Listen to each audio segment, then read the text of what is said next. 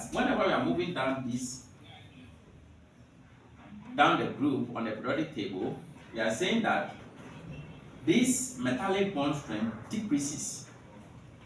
What it means is that decrease means from the highest to the lowest. So it means that lithium, if you consider lithium chloride, sodium chloride, and potassium chloride, I can ask you to arrange these elements in increasing boiling point, giving reasons. In this case, you can use the metallic bond strength to explain.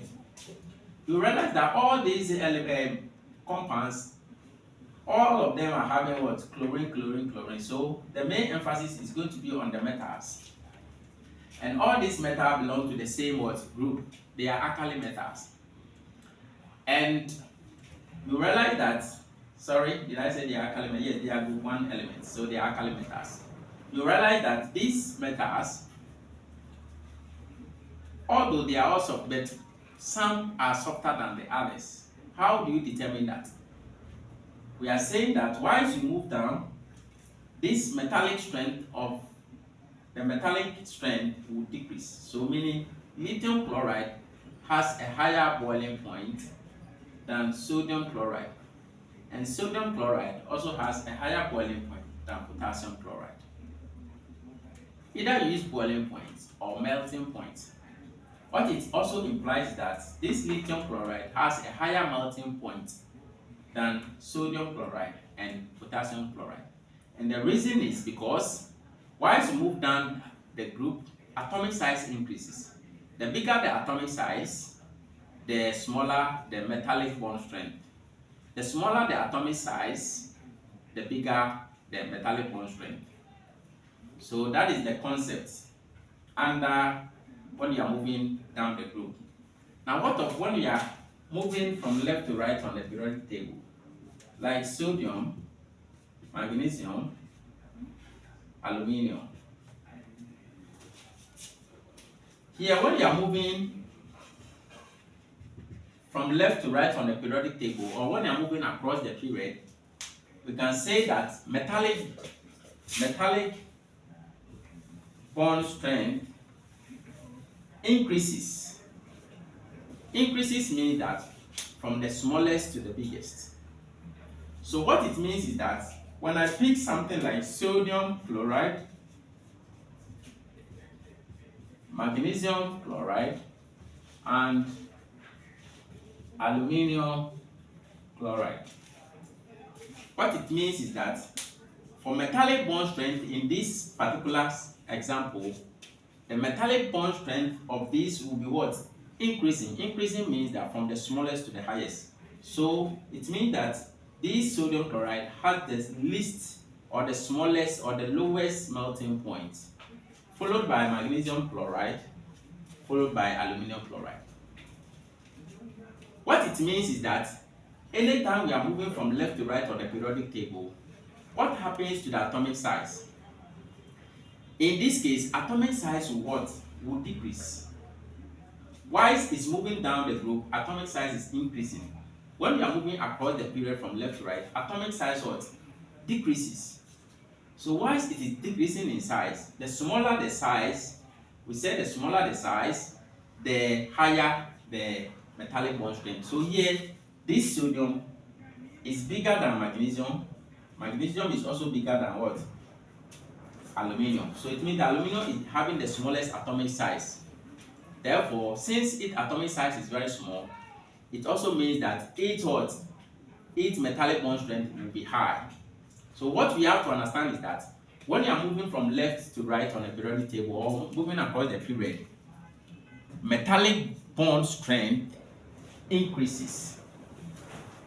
So we can be given this question and we'll be asked to arrange this element or these compounds in increasing metallic bond strength or in increasing boiling or melting points. So when you're asked, they will ask to arrange the following compounds in increasing melting point given reason. In this case, the arrangement will be such that we can say that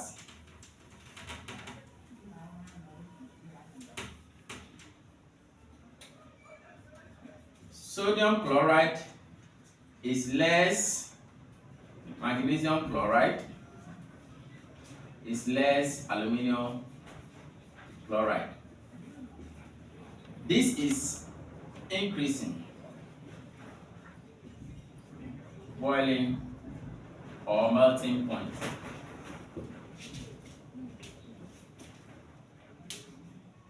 Increasing boiling point, what it implies is that this sodium chloride is softer than magnesium chloride, and this is also softer than aluminum chloride. It means that aluminum chloride is the most hardest among all the three, followed by magnesium chloride, then this one is the softest. So they can either ask you to arrange them in terms of their softness, or in terms of their hardness, in terms of their melting point, or in terms of their boiling point, or in terms of what? Their metallic bond strength. Any of these questions, you can use the same concept to explain. How can this question be reframed? This question can be reframed as arrange the following according to the hardest. Which of the following has the hardest or is the hardest?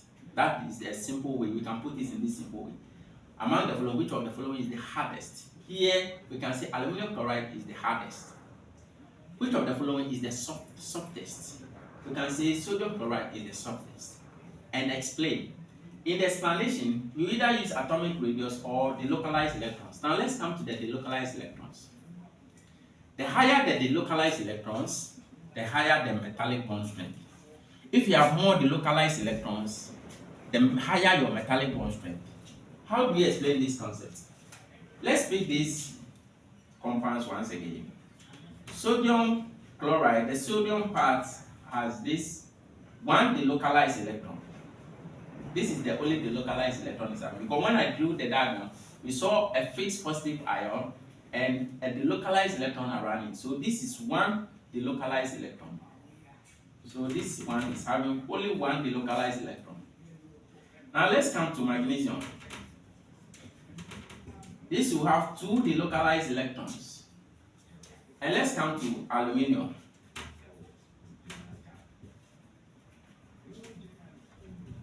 This aluminum has three delocalized electrons.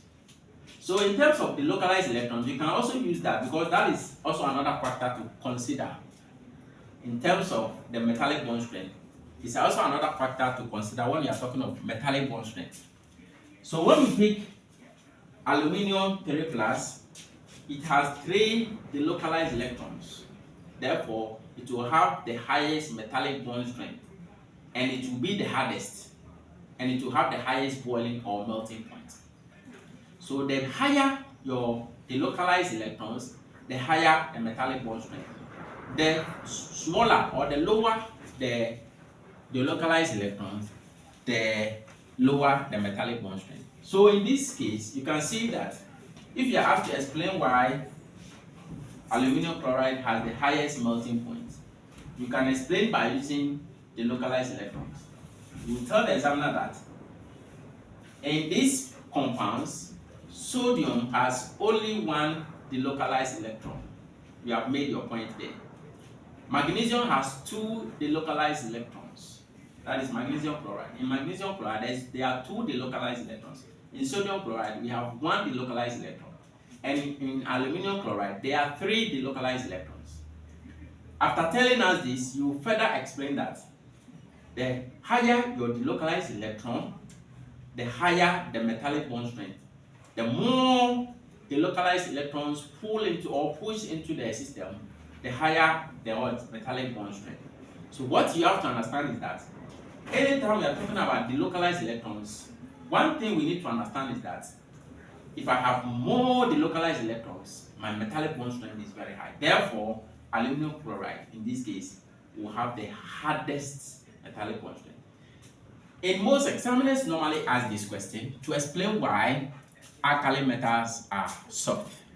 You see, alkali metals, they belong to the group 1. And you see, these group 1 elements on the periodic table, they come first. And you see, when you're moving from left to right on the periodic table, you realize that this alkali metals has only one delocalized electron. Since they have only one delocalized electron, automatically they will have what? A very low metallic bond strength. Therefore, if you are asked to explain why alkali metals are soft in nature, you can explain using the same concept by telling us that these alkali metals, they have only one delocalized electrons because they belong to group 1, and all group 1 elements will only have one delocalized electron. Since they have only one delocalized electron, moving from left to right on the periodic table, they will have the least delocalized electrons. Therefore, the smaller your delocalized electrons, the lower the metallic bond strength.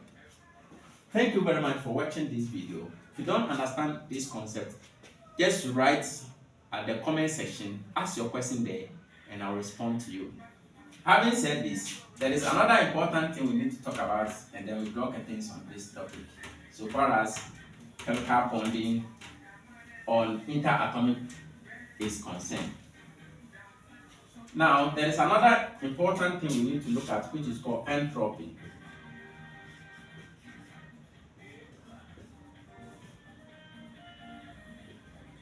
When you talk of entropy, in a very simple way, you can just say entropy refers to the disorderness of a system. What do you mean by disorderness of a system? For instance, when we pick the three main states of matter, we have the solid states. In this solid state, these particles are closely packed. This is liquid, and this is gaseous state. Now, when you pick all these three states of matter, this entropy is a state function. We explain what a state function is. It's not dependent on how the thing is, it comes about. It's as a result of its own state. It depends on that. We call it a state function. This entropy has this symbol. Now, when you pick these three states of matter, you realize that this gaseous state is in a highly disordered manner. Okay? So this one is having high disorder. It has been disordered compared to this. So we can say that gases have high entropy compared to liquids and compared to what? Solids. So it means that solids are well organized, closely packed. So when you talk of entropy, it is defined, or it can be referred to as the disorderness, the randomness of a system. The disorderness of a system, or the randomness of a system, is what we call entropy. The higher the entropy, the higher the disorderness. So gases are having disorder, or there's more randomness in gases compared to what? Liquids, and compared to solids. So solids have the least entropy. This is what I can say about entropy for now. Subscribe to this channel, learn the concept in a more easier way. Like the video. Most of you watch this video, you don't like it, I don't know why. And most of you watch the video without any comments. If you watch without a comment, I wouldn't know whether you are getting the concept or not. So please kindly comment at the comment section, share the video to your friends, ask more questions, and I'll respond to you. If you don't understand anything and you need a personal explanation, you can search me on Google, SK Pass International College. My number is there. Better still, you can call me on 059 1994 695. I repeat, 059 1994 695. Or you can also call me on Vodafone line, which you call Telecel, 020 74 32271. Thank you for watching this video. Subscribe to this channel and watch more videos. There are more videos coming your way, so subscribe to the channel and get the concept well understood. Thank you. and see you in my next video.